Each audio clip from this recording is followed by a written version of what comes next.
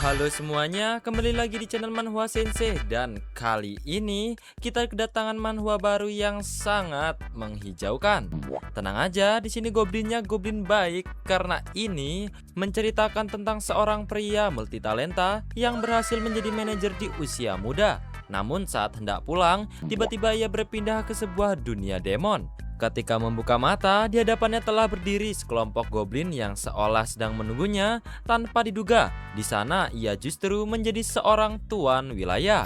Dengan pasukan goblin yang lemah dan sumber daya yang sangat terbatas, ia dipaksa untuk bertahan hidup sekaligus menghadapi perang melawan wilayah lain. Lalu, mampukah ia membangun wilayahnya dan memimpin para goblin menuju kemenangan? Kalau begitu, tanpa berlama-lama lagi, mari kita langsung mulai alur ceritanya.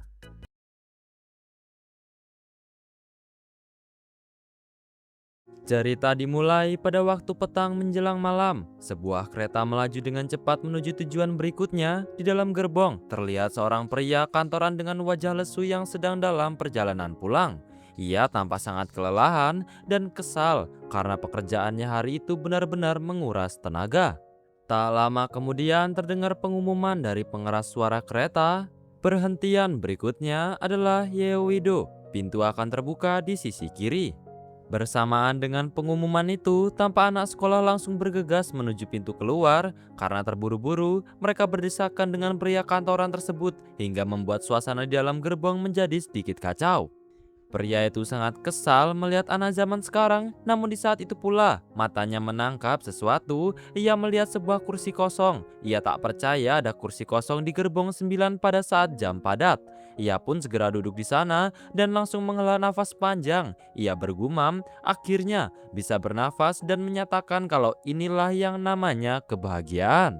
Kemudian kita pun diperkenalkan pria kantoran ini ternyata adalah seorang manajer bernama Oh Hyun Min, usia 33 tahun. Diceritakan dia masuk di jurusan bisnis Universitas S sebagai mahasiswa terbaik di kelasnya dan lulus dengan prestasi terbaik di kelasnya. Juga bahkan lulus ujian CPA saat masih berkuliah. Dia masuk ke perusahaan besar sebagai rekrutan terbaik, bahkan menjadi manajer termuda dalam sejarah perusahaan dan juga hampir dijamin akan menjadi eksekutif termuda juga. Ketika sebuah proyek menemui hambatan, para eksekutif selalu mengatakan hal yang sama, serahkan pada Oh Hyun Min. Dia adalah orang yang mampu mewujudkan sesuatu yang mustahil dan merupakan orang yang mampu mendapatkan hasil meskipun itu membunuhnya. Ya, itulah MC kita, Oh Hyun Min. Dengan mata yang semakin berat, Hyun Min bergumam kalau rasanya memang berlebihan 3 bulan lembur berturut-turut. Ia pun memejamkan mata. Beberapa saat kemudian, Hyun Min perlahan membuka matanya. Ia terkejut dan bertanya-tanya apakah dirinya sempat ketiduran. Saat melihat ke sekeliling, ia mengira telah melewatkan pemberhentiannya. Namun, ketika mendongak, yang terlihat justru langit asing. Saat benar-benar tersadar, ia ternyata sedang duduk di atas sebuah singgasana. Di hadapannya banyak monster hijau sedang merayakan kedatangannya. Wajah para makhluk hijau itu tampak sangat bahagia, bahkan ada yang sampai menangis. Hyun Min mengucak matanya, tetapi saat melihat lagi, para goblin masih terus merayakan kedatangannya.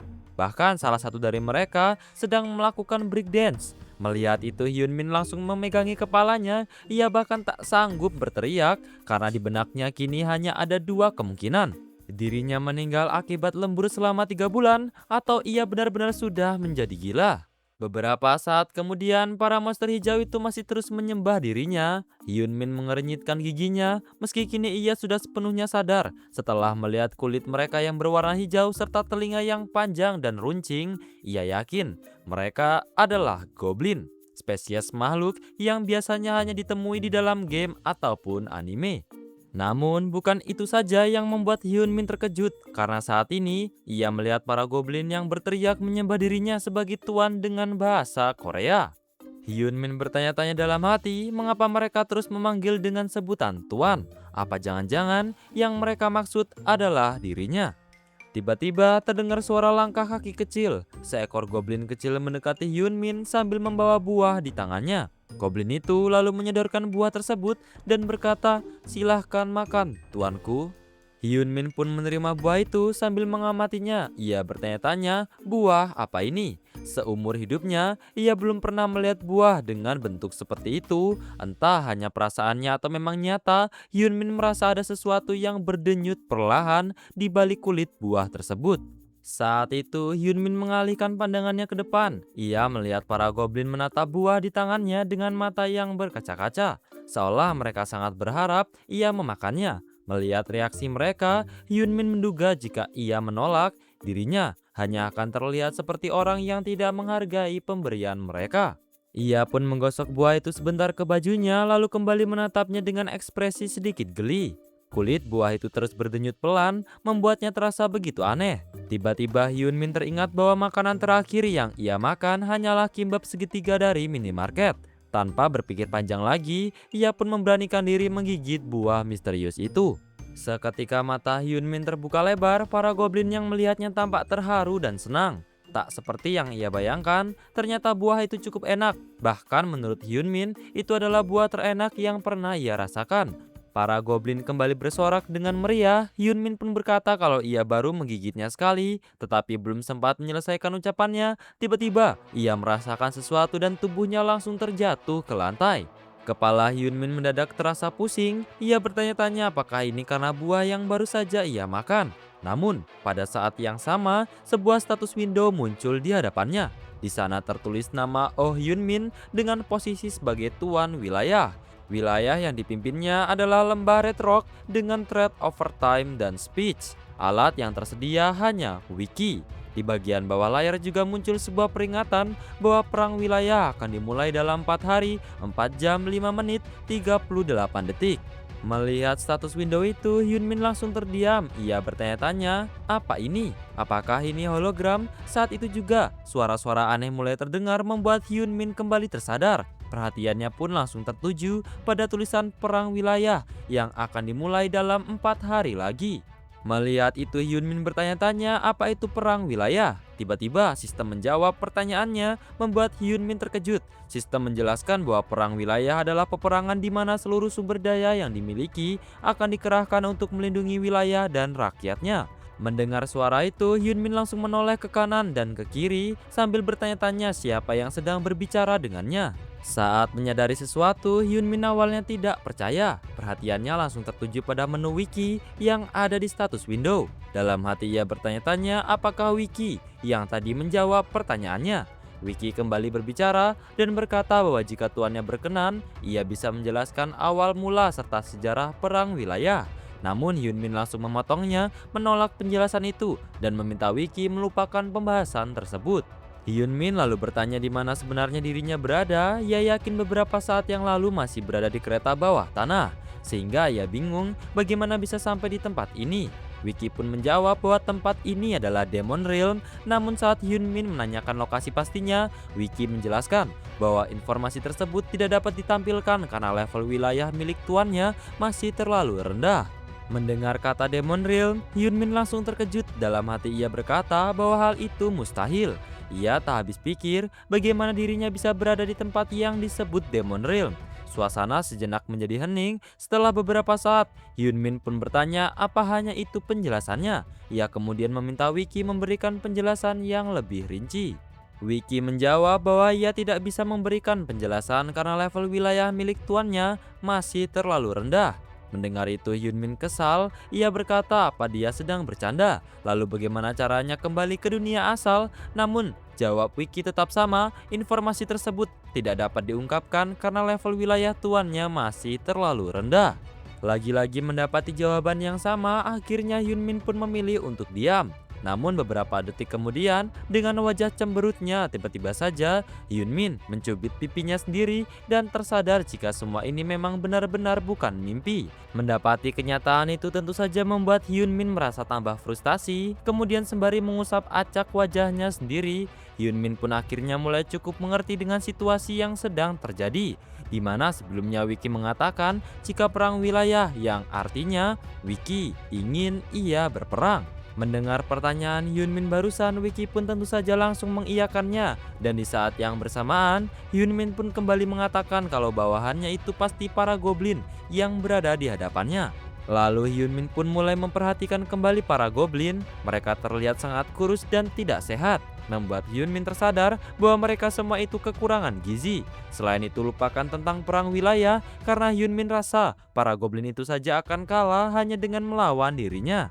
Jadi Hyunmin pun mempertanyakan kembali kepada Wiki bahwa bagaimanakah caranya ia akan menang perang wilayah bersama para goblin itu, sedangkan kondisi mereka saja sedang tidak memungkinkan untuk berperang. Dan kira-kira apakah yang akan terjadi jika mereka kalah perang wilayah?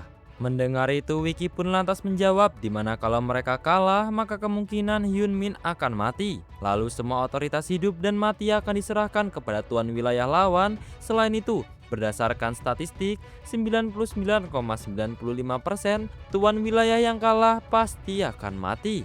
Mengetahui hal itu tiba-tiba saja membuat nafas Hyunmin terasa menjadi lebih sesak. Lalu sembari menyenderkan kepalanya ke belakang dengan rasa frustasinya, Hyunmin pun lantas mengatakan, jika mau di dunia nyata ataupun di sini, semuanya benar-benar kacau.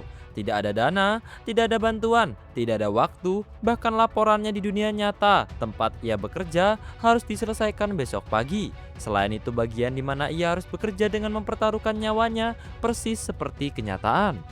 Kini sekali lagi Hyunmin kembali mempertanyakan kepada Wiki untuk terakhir kalinya, di mana jika ia terus menang dan level wilayahnya meningkat, apakah mungkin ia bisa pulang ke dunia nyata? Mendengarnya Wiki pun menjawab jika itu bisa saja terjadi.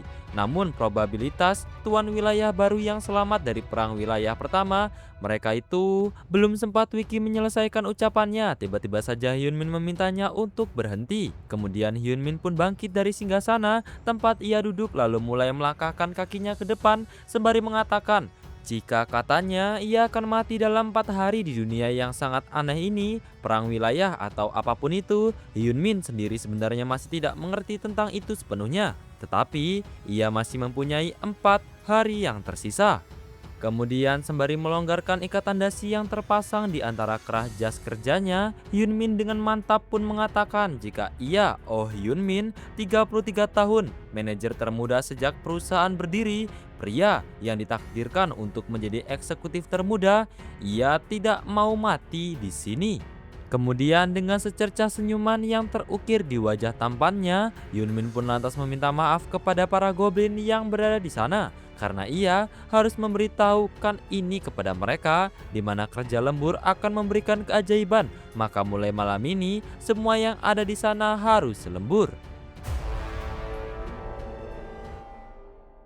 Beberapa saat kemudian, nampak Hyunmin tengah memperhatikan lembah di sekelilingnya yang didominasi oleh tebing-tebing yang tinggi. Lalu Hyunmin pun mengatakan jika jalan masuk ke dalam wilayahnya itu sempit dan melebar semakin jauh ke dalam. Kemudian sembari mengerenyitkan sedikit dahinya, Hyunmin pun nampak memutarbalikkan tubuhnya dan mempertanyakan kepada para goblin jika bagaimanakah kira-kira mereka akan menang di medan seperti itu. Namun mendengar pertanyaan Hyunmin barusan, para goblin itu hanya bisa menjawab bahwa mereka tidak tahu, dan di saat yang bersamaan, Wiki pun juga memberitahukan kepada Hyunmin bahwa level medannya itu masih terlalu rendah untuk memberikan jawaban. Mendengarnya dengan cepat, Hyunmin pun langsung memerintahkan Wiki untuk diam. Kemudian dengan kefrustasian yang kembali melanda, Hyunmin pun merasa jika sepertinya ia memang harus mulai dengan yang paling dasar. Lalu tak lama, Hyunmin pun memerintahkan semua goblin untuk fokus karena mulai sekarang mereka akan mempertahankan jalan yang sempit itu dengan seluruh nyawa mereka. Namun, sembari melipat ujung kemeja yang ia pakai, Hyunmin sendiri pun terlihat agak sedikit kebingungan dan bertanya-tanya jika dari sini apakah yang perlu mereka lakukan. Tak membutuhkan waktu yang lama, beberapa saat kemudian, Hyunmin pun langsung memberikan perintah kepada 10 goblin yang berada di belakangnya untuk melihat pepohonan yang berada tak jauh dari mereka. Hyunmin memerintahkan 10 goblin itu untuk mencari pohon yang tingginya seperti dirinya, kemudian ditebang. Namun mendengar perintah barusan, para goblin itu justru malah saling menunjuk dirinya masing-masing dengan ekspresi yang nampak kebingungan. Melihatnya tentu saja membuat Hyunmin merasa sedikit kesal, lalu dengan tatapan tajam ia pun langsung mengintimidasi para goblin itu dengan mempertanyakan jika sebenarnya apakah yang sedang mereka perbuat. Kalau mereka tahu ia sedang berbicara kepada mereka, seharusnya mereka langsung bergerak. Setelah mendapatkan intimidasi dari Yunmin barusan, itu tentu saja langsung membuat para goblin lari terbirit-birit yang sontak saja membuat Yunmin berpikir bahwa mereka itu sepertinya baru dengar kalau sudah diteriaki sama seperti tentara. Setelahnya, Yunmin pun beralih memerintahkan 15 orang goblin lain untuk pergi mengambil semua batu yang bisa mereka temukan lalu menumpuknya di atas tebing. Dan kali ini, para goblin itu langsung pergi melakukan apa yang diperintahkan oleh Yunmin dengan segera. Sedangkan para goblin yang tersisa hanya diperintahkan Yunmin untuk menggali lubang di dekat jalan masuk bersama dengan dirinya. Dan kini mereka semua pun mulai mengerjakan pekerjaan masing-masing. Namun karena para goblin tidak memiliki cangkul, akhirnya mereka pun harus menggali dengan tangan. Dan Hyunmin yang ikut menggali bergumam dalam hati. Sebagai budak korporat sejati, ia memegang teguh sebuah prinsip hidup, di mana kalau mereka tidak punya gigi, maka mereka bisa menggigit dengan gusi mereka. Tak terasa waktu pun telah berlalu, nampak bulan sabit dan bintang-bintang bersinar menerangi gelapnya langit malam. Kini batu-batu besar telah tersusun rapi di atas tebing, sejumlah tombak juga sudah siap digunakan untuk berperang. Dan lubang di jalan masuk pun juga sudah selesai digali, yang mana ini berarti semua pekerjaan mereka telah selesai. Setelah itu nampak Yunmin berdiri di hadapan para pasukannya sembari memuji mereka semua bahwa mereka sudah bekerja dengan begitu keras. Bahkan hingga membuat tubuh mereka diselimuti oleh debu, kuku patah, lutut lecet dan mereka semua tampak berantakan sekali. Lalu muncul panel sistem yang mengatakan bahwa trade overtime telah diaktifkan, di mana ketika warga memasuki waktu lembur, efisiensi mereka akan meningkat sebanyak 15%. Kelaparan berkurang dan konsumsi stamina juga berkurang. Membaca itu Yunmin pun lantas bergumam di dalam hatinya bahwa trade itu adalah sesuatu yang bagus dan saat ini mereka harus memanfaatkan setiap detik dengan baik. Lalu Yunmin pun terlihat memerintahkan para goblin itu untuk beristirahat sejenak dan mendengarkan apa yang ia ucapkan, di mana mereka sudah menyiapkan banyak persiapan sejak siang hari, tetapi mereka masih jauh dari kata siap. Dan pekerjaan sebenarnya baru dimulai sekarang. Kemudian dengan mimik tegasnya, Yunmin pun terdengar mempertanyakan kepada para goblin itu jika apakah mereka tahu esensi dari lembur itu apa, yaitu menyiapkan panggung saat orang lain tertidur. Sekarang mungkin akan sulit dan sakit, tetapi setiap tetes keringat yang mereka kerahkan akan menjadi tetesan darah di perang wilayah. Setelahnya nampak Yunmin menjunjung tinggi-tinggi tombak yang ia genggam, lalu dengan penuh semangat yang membara, meminta para pasukannya untuk memberi ia teriakan yang kuat selama 3 detik. Lalu terdengar semua goblin dengan begitu semangat langsung berteriak dan mengatakan lembur berulang kali, membuat Yunmin merasa begitu bangga sekaligus tambah bersemangat. Kemudian tanpa basa-basi, ia pun lantas memerintahkan para goblin itu untuk mengambil senjata masing-masing dan kembali berkumpul. Namun sesaat setelah ia memberi perintah, Yunmin pun lagi-lagi menyadari sesuatu kalau keadaan para goblin itu sangatlah kacau sekali, di mana mereka hanya memiliki senjata berupa batu, belati berkarat, dan beberapa hanya membawa tangan kosong. Tak bisa Yunmin percaya bahwa begitu kacaunya keseluruhan dari pasukan mereka. Namun karena sudah sampai di sini, ia harus mengambil langkah pendekatan yang lebih drastis. Selain itu, musuh mereka nantinya juga sama-sama goblin, maka seharusnya tidak mungkin jika peralatan para goblin musuh jauh lebih bagus daripada mereka. Tetapi jika kemampuan tempur tiap individu itu rata-rata sama, maka yang memutuskan akhir pertarungan bukanlah senjata, melainkan bagaimana senjata itu digunakan. Pemimpin sebuah kelompok tertentu yang Yunmin hormati pernah berkata bahwa semua jawaban ada di seni peperangan. Sebagai contoh, catatan militer kuno mengandung banyak ilmu untuk manajemen bisnis. Jadi selama beberapa waktu ia membaca apapun yang bisa ia dapatkan, baik itu di timur ataupun di barat, hanya ada satu jawaban yang benar untuk peperangan infanteri, yaitu berbaris bahu-membahu dan tusuk ke depan formasi rapat. Bahkan imitasi kikuk dari metode ini bisa memberi mereka keuntungan dalam pertempuran. Setelah berpikir cukup lama, akhirnya Yunmin pun mulai meminta para goblin itu untuk berdiri dalam satu barisan yang lurus. Namun tidak ada yang bisa diharapkan dari para goblin itu karena pada kenyataannya mereka benar-benar tidak tahu bagaimana cara untuk berdiri dalam satu barisan yang lurus. Mereka malah saling lempar pertanyaan satu sama lain tentang bagaimanakah caranya untuk melakukan perintah Yunmin barusan, Yang mana lagi-lagi itu membuat Hyunmin harus mengajari mereka baris dan kolom dari awal. Setelah itu Hyunmin pun mulai mengajari mereka semua bagaimanakah caranya untuk membuat sebuah barisan. Ia memilih salah satu goblin untuk menjadi titik referensi barisan yang akan ia buat. Lalu lanjut mengatur goblin yang lain untuk berdiri membentuk barisan di samping goblin yang menjadi titik referensi tadi, hingga seterusnya membentuk sebuah barisan. Hyunmin juga meminta mereka untuk tetap mempertahankan jarak antara satu sama lain. Kalau mereka bisa merasakan siku orang di sebelah mereka, maka barisan mereka sudah benar. Setelah mengajari tentang baris berbaris, kini Hyunmin pun beralih mengajari mereka bagaimana cara untuk memegang tombak dengan baik dan benar, di mana mereka harus memegang tombak sama persis seperti yang dicontohkan oleh Hyunmin, yaitu dengan ujung kedua tangan menghadap ke depan. Dan saat Hyunmin memerintahkan mereka untuk maju, maka mereka harus mengambil satu langkah ke depan, dan ketika Hyunmin bilang tusuk, maka mereka semua harus segera menusuk. Setelah selesai memberi contoh, Hyunmin pun lantas langsung memberi mereka perintah untuk maju. Namun baru saja percobaan pertama, formasinya sudah acak-acakan. Salah satu goblin yang berada di barisan depan nampak tersungkur karena terdorong goblin lain yang maju ke depan dari barisan kedua. Melihatnya dengan cepat, Hyunmin pun langsung memerintahkan goblin itu untuk bangun, kemudian memperbaiki lagi barisannya. Mendengar perintah Hyunmin barusan, goblin itu pun tentu saja langsung menurut dan kembali memperbaiki barisannya. Kini mereka pun kembali melanjutkan latihan. Dari pemandangan itu, Hyunmin menyadari satu hal, yaitu bahwa selain orang-orang jenius yang memang terlahir berbakat, latihan yang dilakukan secara terus-menerus pada akhirnya mampu mengalahkan bakat sekalipun. Dan setelahnya, Hyunmin pun terus-terusan melatih para goblin itu lagi-lagi dan lagi, hingga ekspresi para goblin kini sudah mulai berubah. Tangan mereka bergetar memegang tombak dan bahu mereka juga mulai terkulai. Selain itu, wajah-wajah lelah dari para goblin, tentu Hyunmin mengenalinya karena itu mirip sekali dengan wajah karyawan baru yang pergi ke toilet ketika laporan ketiga mereka ditolak. Tapi ya, mau bagaimana lagi, kalau mereka berhenti maka mereka akan berakhir di sini. Mengingat hal itu tentu saja membuat semangat Hyunmin kembali meningkat, dan tanpa pikir panjang langsung memerintahkan para goblin itu agar tidak berhenti karena mereka akan bertahan hidup apapun yang terjadi. Maka dari itu mereka harus berlatih lagi dan lagi.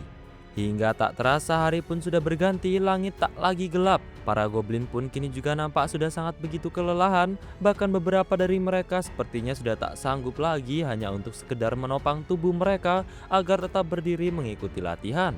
Namun melihatnya tanpa rasa empati sedikit pun, Hyunmin masih tetap meminta para goblin untuk berdiri dan meneruskan latihan mereka. Selain itu, Hyunmin juga mempertanyakan kepada mereka jika apakah mereka kesana hanya untuk main-main saja. Dan tentu saja Hyunmin tidak bisa membiarkan hal ini begitu saja. Mulai saat itu, setiap kali ada yang melakukan kesalahan, mereka akan mendapat hukuman berupa tambahan 10 kali latihan. Mendengar peraturan baru tersebut, para goblin langsung terkejut dan hanya bisa menundukkan kepala dengan wajah lesu, karena bagi mereka hukuman itu benar-benar terasa sangat berat.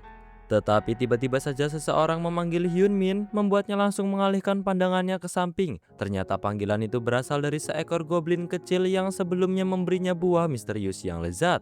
Sesaat kemudian, dengan ekspresi datar, Hyunmin pun bertanya, ada apa hingga goblin kecil itu memanggilnya.